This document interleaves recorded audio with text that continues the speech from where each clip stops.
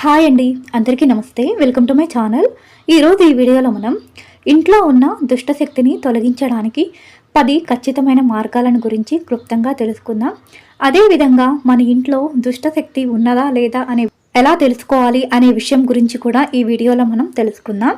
ముందుగా తొలగించుకునే మార్గాలు: 1. వారానికి ఒకసారి మీరు వేసుకునే చెప్పులు మరియు బూట్లను ఎండలో ఉంచాలి. 2. నిత్య దీపారాధన అలవాటు చేసుకోవాలి. ఇంట్లో ప్రతిరోజు ఉదయం అలాగే సాయంత్రం తప్పక దీపం వెలిగించాలి. 3. ఇంట్లో ప్రతిరోజు సాంబ్రాణి ధూపం వేయాలి. 4.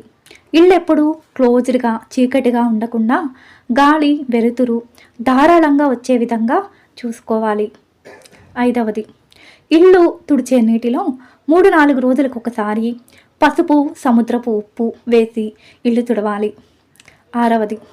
ఇంట్లో వాడని పుస్తకాలు దుస్తులు వస్తువులు వంటి వాటిని కనీసం నెలకొకసారైనా వదిలించుకోవాలి. 7. ఇంట్లో అప్పుడప్పుడు ఉప్పు దీపం వెలిగిస్తుండాలి. 8.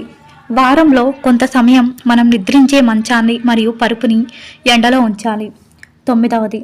పటికను లేదంటే పిడికెడు రాళ్ల ఉప్పును ఎర్రటి వస్త్రంలో వేసి మూట కట్టి ఇంటి గుమ్మానికి వేలాడదీయాలి. మంగళవారం అమావాస్య రోజుల్లో చేస్తే చాలా మంచిది. 10. ఇంట్లో అప్పుడప్పుడు పచ్చకర్పూరం లవంగాలు వేసి కాల్చాలి. ఇది ఇంట్లో ఉన్న దుష్టశక్తుల్ని బయటకు పంపి చెడు శక్తులు లోనికి ప్రవేశించకుండా చేస్తుంది. ఇందులో పచ్చకర్పూరం వెంకటేశ్వర స్వామికి చాలా ప్రీతికరమైనది. తంత్రశాస్త్రంలో లవంగాలకు చాలా ప్రాముఖ్యత ఉన్నది. ఇప్పుడు ఇంట్లో దుష్టశక్తి ఉందా లేదా అనేది ఎలా తెలుసుకోవాలి? దుష్టశక్తిని నెగిటివ్ ఎనర్జీ అని కూడా అంటారు.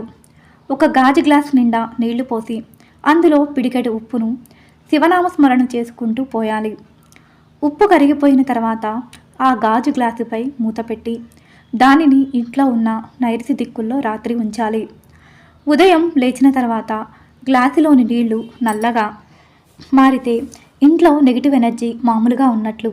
అవే నీళ్లు పసుపు రంగులో మారితే నెగిటివ్ ఎనర్జీ విపరీతంగా ఇంట్లో వ్యాపించి ఉన్నట్లు అర్థం చేసుకోవాలని ప్రముఖ పండితులు మనకు హెచ్చరిస్తున్నారు.